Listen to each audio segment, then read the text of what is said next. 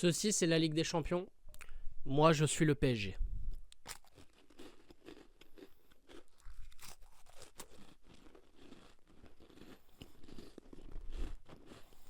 Je peux pas te dire mieux. Et salam le monde, c'est Hakim Babouzi, j'espère que vous allez bien. Les amis, on se retrouve évidemment pour une nouvelle vidéo et surtout pour réagir à cette dernière nouvelle, les gars, puisque ça a été confirmé, ça a été annoncé par le Mondo Deportivo et Goal France aussi qui a relayé cette information. Comme quoi Achraf Hakimi serait, en tout cas, aurait plutôt refusé le Real Madrid cet hiver.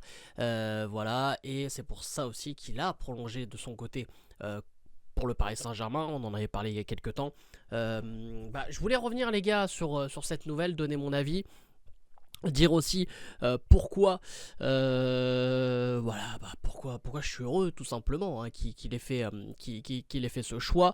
Voilà, on va évidemment revenir en détail là-dessus. Donc, comme d'habitude, les amis, n'hésitez pas à lâcher un maximum de likes et surtout à vous abonner en activant cette fucking cloche et me dites en commentaire tout ce que vous en pensez, les amis. Ça à vous de jouer juste sous la vidéo. Les gars, pourquoi moi je suis content qu'Achraf Hakimi ait fait ce choix? Tout simplement parce que le Paris Saint-Germain, déjà, en termes de projet, sur le long terme, il y a quelque chose d'intéressant. Alors, évidemment que signer au Real Madrid, c'est quelque chose d'exceptionnel, quelque chose de monumental, quelque chose de... Mais les gars, comme j'avais un peu dit dans une de mes vidéos, live, TikTok, bref, concernant le choix de Mbappé de signer au Real, c'est bien, t'auras fait un passage au Real, les supporters, quelques supporters vont se souvenir de toi, voilà, de ce passage-là, voilà, c'est bien, c'est cool. Mais le Real Madrid a tellement gagné, il y a tellement de joueurs, tellement de légendes qui sont passées. Je dis pas qu'il n'y a pas eu énormément de légendes au Paris Saint-Germain, évidemment qu'il y en a eu. Mais est-ce qu'il y a une légende qui a gagné la Ligue des Champions au Paris Saint-Germain? Pas encore. Et pour moi, Hakimi peut être déjà cette légende-là, et il l'est déjà en tant que légende africaine. Le mec, au Paris Saint-Germain, il est tout simplement la tête de gondole du PSG. Il est la tête de gondole de cette Ligue 1. Il a tout, pour moi, pour faire une très belle carrière au Paris Saint-Germain et de s'inscrire dans la durée. Il signe, si je ne me trompe pas, jusqu'en 2029. C'est bénéf pour le Paris Saint-Germain et je pense que c'est bénéf pour lui parce que déjà, il a son temps de jeu, il est le patron et le jeu, en tout cas, qu'instaure Luis Enrique, ce qu'on lui demande de faire, il le fait super bien du côté du Paris Saint-Germain et il est stratosphérique. Il a eu quelques coups de mou, notamment l'année dernière, c'était aussi, il y a eu le passage, je crois, c'était avec la CAN, tout ça, ça a été un peu compliqué à gérer, mais physiquement, là, il est mieux parce que Luis Enrique gère aussi son temps de jeu. Parce que ce qu'on a reproché à Luis Enrique dans un premier temps, c'est pas forcément aussi de lui avoir mis voilà, une doublure. Pour Nuno Mendes, c'est pareil. Mais il a réussi à trouver un petit plan B pour faire tourner en se mettant voilà, en 3 défenseurs. De temps en temps, il utilise aussi le jeune Zagué. Du côté gauche, de temps en temps, tu as soit Beraldo ou... Beraldo, bon, vous savez que je suis pas trop fan. Ou alors Lucas Hernandez. Voilà, c'est parfait. Ça fait la doublure pour Nuno Mendes. Mais pour Hakimi, voilà, on a trouvé le moyen de gérer son temps de jeu, de ne pas le cramer parce que aussi à un moment donné, il jouait beaucoup trop de matchs. Donc, ce rythme-là lui convient totalement. Et au Paris Saint-Germain, ils se sentent bien, ils se sentent de plus en plus intégrés, même c'est l'un des patrons au vestiaire. Quand Marquinhos n'est pas là, c'est lui le capitaine.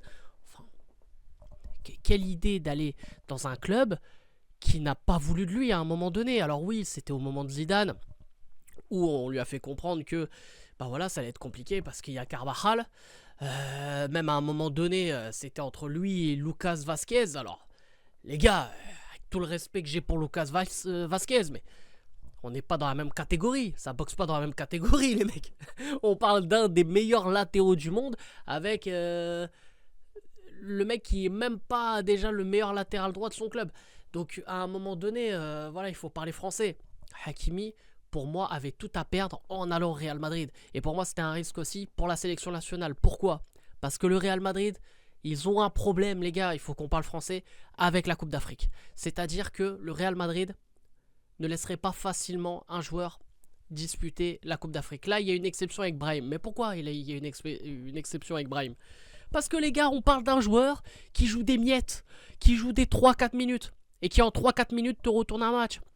On l'a vu contre Manchester City. Donc honnêtement les amis, moi Hakimi, ça aurait été une erreur monumentale de signer au Real Madrid. Il y a quelques temps, Yacine Bounou devait signer au Real Madrid. Il devait, hein. Mais on lui a dit, juste avant qu'il signe, tu vois, il était comme ça, il a pris son stylo, tac, un stylo 4 couleurs, il cherchait le bleu, il a dit, ouais, non, mets du noir, ok. Au moment où il met le noir, tac, on lui dit, ouais, mais Yacine, on t'a pas dit, mais lis là, sur le côté, là, sur la tranche là, du contrat en italique, il y a marqué, ouais, mais pas de canne pour toi cette année. Yacine, il a dit, bon, tenez, je vous rends le stylo. Déjà, je suis pas fan des stylos 4 couleurs.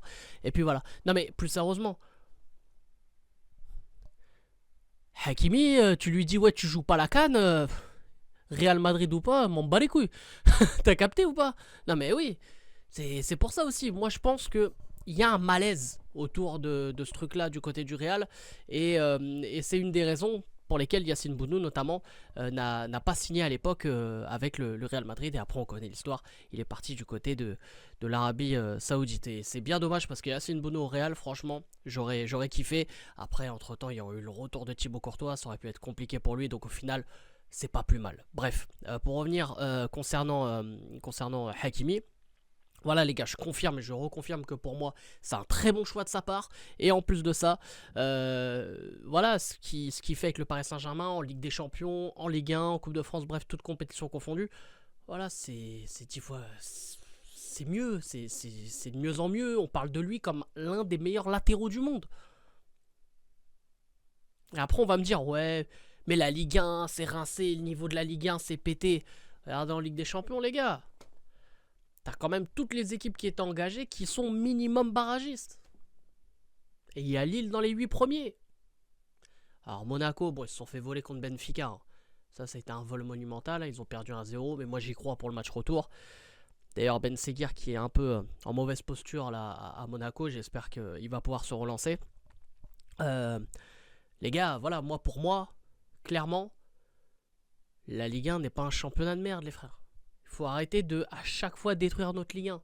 Alors oui, pour ça, oui, alors je peux comprendre que on va pas se mettre devant un Auxerre Toulouse un samedi comme ça avec des pop-corn et tout. Je peux comprendre.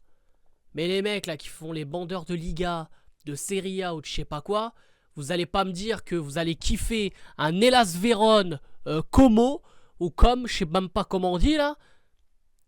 Et Miskin, t'as même pas les droits déjà. L'équipe, c'est l'équipe. Et l'équipe, ils mettent que les top matchs.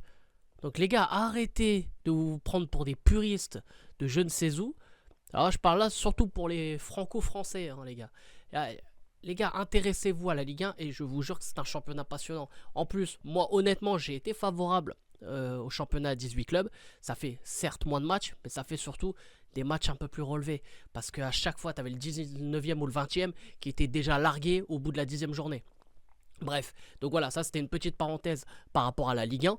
Et c'est important d'avoir un club comme le Paris Saint-Germain en Ligue 1. Voilà, histoire de mettre un peu plus de lumière en Ligue 1. Alors oui, ça fait moins bling-bling, ça fait moins star. Mais quand tu vois toute la jeune génération qu'on a, entourée de certains qui sont un peu plus âgés comme Hakimi, ou même voilà, Donnarumma, Marquinhos, etc. Voilà, bon, c'est un autre style. Mais pour moi, ce Paris Saint-Germain là va tout fracasser, d'où mon intro les gars. On va tout bouffer, moi je vous le dis, on va tout bouffer. Alors peut-être pas cette année, mais sur le long terme, ça va être quelque chose. Ce qu'instaure Luis Enrique en ce moment, c'est exceptionnel. Et du coup, pour conclure, évidemment que Hakimi, en faisant le choix de rester au Paris Saint-Germain, de prolonger son contrat et d'avoir refusé le Real Madrid, c'est pour moi le meilleur choix. Donc les gars, n'hésitez pas à me dire en commentaire ce que vous en pensez, vous réagissez juste sous la vidéo et surtout n'hésitez pas à lâcher un maximum de likes et surtout à vous abonner en activant cette fucking cloche. Je compte sur vous les amis et voilà, pour moi les gars, je suis obligé de, c'est même pas obligé, c'est de la logique. Hakimi au Paris Saint-Germain, je peux que kiffer. Au Real Madrid, je suis en suspense, t'as capté. Bref, sur ce, c'était Hakim pas possible, je vous aime, je vous laisse et bien sûr les frérots, Dima Maghreb, ici c'est Paris. Et allez le foot!